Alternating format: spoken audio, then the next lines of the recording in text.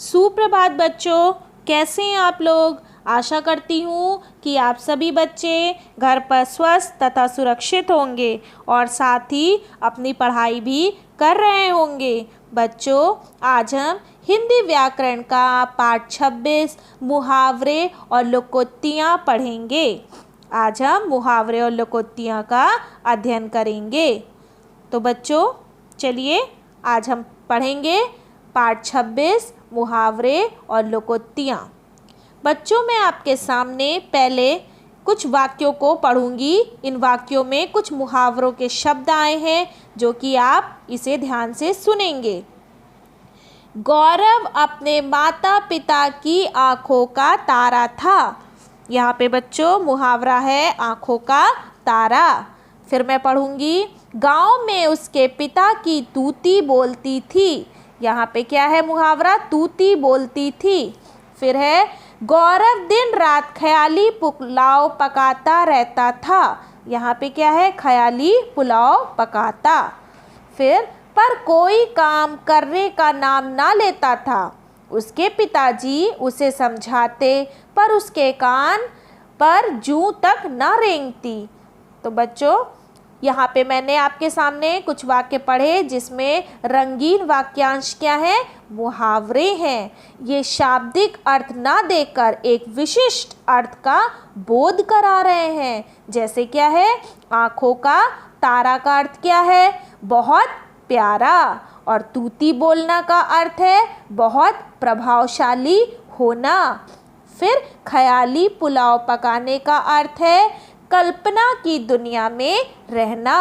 और कान पर जूं तक ना रेंगना का अर्थ है कोई असर ना होना। तो बच्चों, जो वाक्यांश अपने साधारण अर्थ को छोड़कर किसी विशेष अर्थ की अभिव्यक्ति करें उन्हें हम मुहावरा कहते हैं। समझ में आया आपको मुहावरा किसे कहते हैं? एक बार फिर से मैं बताऊंगी कि जो वाक्यांश अपने साधारण अर्थ को छोड़कर किसी विशेष अर्थ की अभिव्यक्ति करें उन्हें मुहावरा कहते हैं। मुहावरा वाक्य का एक ही अंग होता है, इसका स्वतंत्र प्रयोग नहीं होता। वाक्यों में प्रयुक्त होने पर लिंग, वचन, कारक आदि के अनुसार उनका क्रिया रूप बदल जाता है। मुहावरे के प्रयोग से भाषा क्या है, प्रभावशाली, सुंदर और सशक्त बनती है। अब बच्चों, मैं आपके सामने कुछ मुहावरे और उनके अर्थ और उनके वाक्यों में प्रयोग बताऊंगी। सबसे पहले मैं मुहावरा बताऊंगी, फिर उसका अर्थ समझाऊंगी और उसके बाद उसका वाक्यों में प्रयोग। तो पहला है अंगूठा दिखाना। ये क्या है, मुहावरा, और इसका अर्थ है साफ मना कर देना। और इसका वाक्यों में प्रयोग है, मैंने रागनी से उसकी पुस्तक मांगी पर उसने अंगूठा दिखा दिया। मतलब उसने क्या कर दिया, साफ मना कर दिया। फिर दूसरा है अक्ल पर पत्थर पड़ना, जिसका अर्थ है बच्चों सोच विचार ना कर पाना, बुद्धि भ्रष्ट हो जाना। जिसका वाक्यों में प्रयोग है, कबीर को अपने भविष्य की कोई चिंता ही नहीं है, उसकी अक्ल पर तो पत्थर पड़ गए हैं। यहाँ पे क्या है, वाक्य प्रयोग में मुहावरे शब्द क्या हो रहे हैं, उनका प्रयोग किया गया है। आप देख रहे हैं कि यहाँ पे भी लिखा है अक्ल पर पत्थर पड़ना, और वाक्य जब हम बनाते हैं तो वो शब्द जो है वो इसमें प्रयोग किए जाते हैं। फिर हम देखेंगे आँखों में धूल झोंकना, जिसका अर्थ है धोखा देना। चोर पुलिस की आँखों में धूल झोंककर भाग गया। ये क्या है, इसका वाक्य में प्रयोग। फिर हम देखेंगे बच्चों काम आना, जिसका अर्थ है शहीद होना। कारगिल युद्ध में अनेक भारतीय सैनिक काम आए। ये इसका वाक्य में प्रयोग है। फिर हम देखेंगे खिल उठना, ये मुहावरा है और इसका अर्थ है प्रसन्न हो जाना। अब हम इसका वाक्यों में प्रयोग देखेंगे। पुत्र के विदेश से लौटने का समाचार सुनकर माँ का चेहरा खिल उठा, मतलब प्रसन्न हो गई वो खुश हो गई, प्रसन्न हो जाना इसका अर्थ था ना। तो क्या हुआ कि पुत्र के विदेश से लौटने का समाचार सुनकर माँ का चेहरा क्या हो गया, खिल उठा। फिर हम देखेंगे नाक में दम करना, जिसका अर्थ है परेशान करना, जिसका वाक्य में प्रयोग है शरारती बच्चों ने पड़ोसियों की नाक में दम कर रखा है। फिर हम देखेंगे बच्चों मुहावरा है हमारा फूला ना समाना, जिसका अर्थ है बहुत खुश होना, जिसका वाक्यों में प्रयोग है कक्षा में प्रथम आने पर नेहा फूली ना समाई। अब हम देखेंगे बच्चों कुछ और मुहावरे जिनके अर्थ और उनका वाक्यों में प्रयोग। होश उड़ना, जिसका अर्थ है घबरा जाना और जिसका वाक्य में प्रयोग है भाई की दुर्घटना का समाचार सुनकर हरीश के होश उड़ गए। फिर हम देखेंगे पेट में चूहे कूदना, मतलब बहुत भूख लगना, ये क्या है इसका अर्थ है। हम लोग भी कभी कभी बोलते हैं ना कि पेट में चूहे कूद रहे हैं, घर में मम्मी से बोलते हैं ना, इसका अर्थ क्या होता है कि बहुत भूख लगना, जिसका वाक्य में प्रयोग है माँ जल्दी से खाना दे दो, मेरे पेट में चूहे कूद रहे हैं। हम लोग भी ऐसा सेंटेंस बोलते हैं ना बच्चों। फिर हम देखेंगे कान भरना, जिसका अर्थ है चुगली करना, पड़ोस वाली आंटी हर समय मेरी माँ के कान भरती रहती है। तो बच्चों अभी आपने देखा कुछ मुहावरे, उनके अर्थ और उनका वाक्यों में प्रयोग। अब हम देखेंगे कुछ मुहावरे और उनके सिर्फ अर्थ।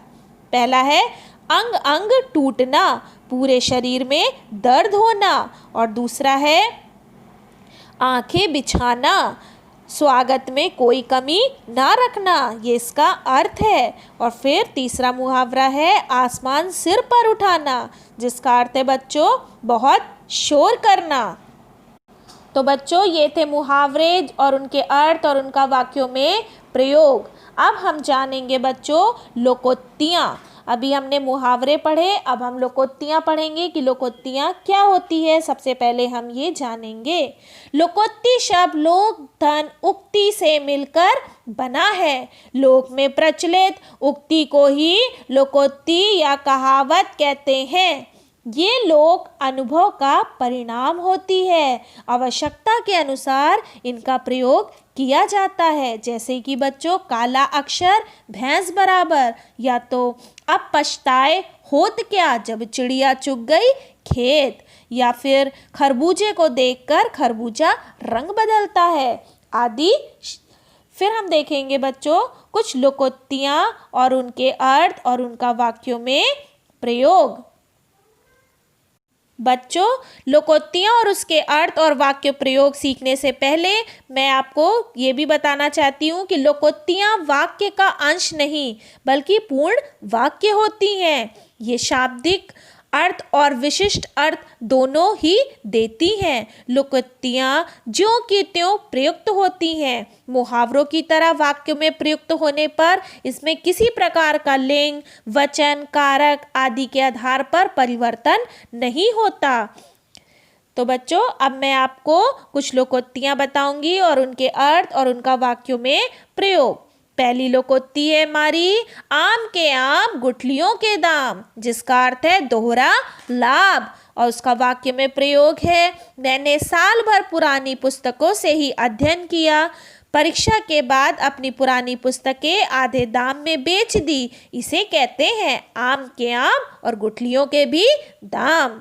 अब हम पढ़ेंगे बच्चों दूसरा लोकोक्ति अब पछताए होत क्या जब चिड़िया चुग गई खेत, जिसका अर्थ है समय निकल जाने पर पछताने से कोई लाभ नहीं, जिसका वाक्य में प्रयोग है पिताजी पूरे साल तुम्हें कहते रहे कि पढ़ाई में ध्यान लगाओ, अब फेल हो गए हो तो रो रहे हो, पर अब पछताए होत क्या जब चिड़िया चुग गई खेत।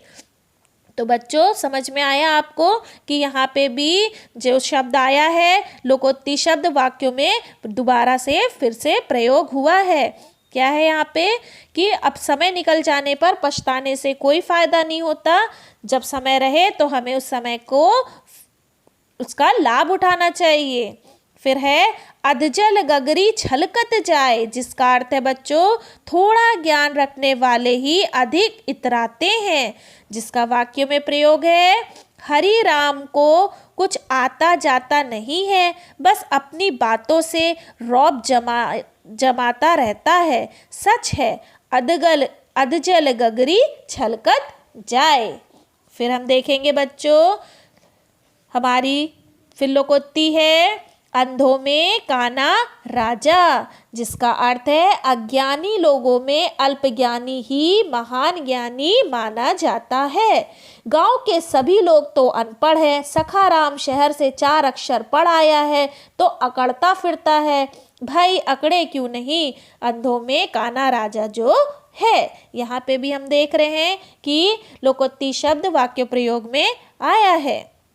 फिर हम देखेंगे बच्चों जैसी करनी वैसी भरनी, ये क्या हमारा लोकोक्ति, और जिसका अर्थ है जो जैसा करता है उसे वैसा ही फल मिलता है। और जिसका वाक्य में प्रयोग है वर्षों पहले सूरजमल ने अपने बूढ़े माँ बाप को वृद्धा आश्रम में भेज दिया था, आज उसका अपना बेटा उसे नहीं पूछता, भैया जैसी करनी वैसी भरनी, मतलब जैसा करेंगे वैसा ही हमें फल मिलेगा।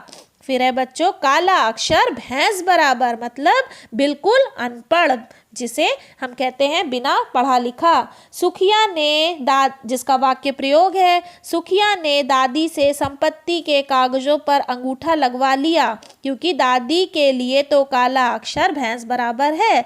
क्योंकि बच्चों यहाँ पे क्या है कि जो अनपढ़ है उसे तो कुछ भी नहीं पता कि वो क्या कर रहा है ना। तो क्या है काला अक्षर भैंस बराबर, मतलब कि बिल्कुल अनपढ़ बिना पढ़ा लिखा। अब पढ़ूंगी बच्चों में और लोकोक्ति आपको बताऊंगी, जिसके सिर्फ मैं आपको अर्थ बताऊंगी।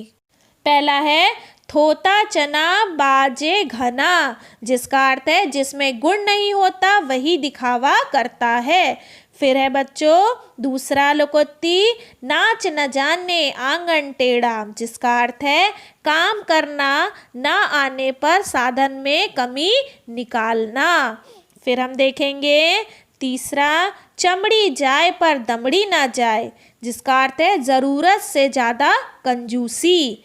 फिर है बच्चों अकेला चना भाड़ नहीं फोड़ सकता, ये लोकोक्ति है और इसका अर्थ है अकेला आदमी बड़ा काम नहीं कर सकता।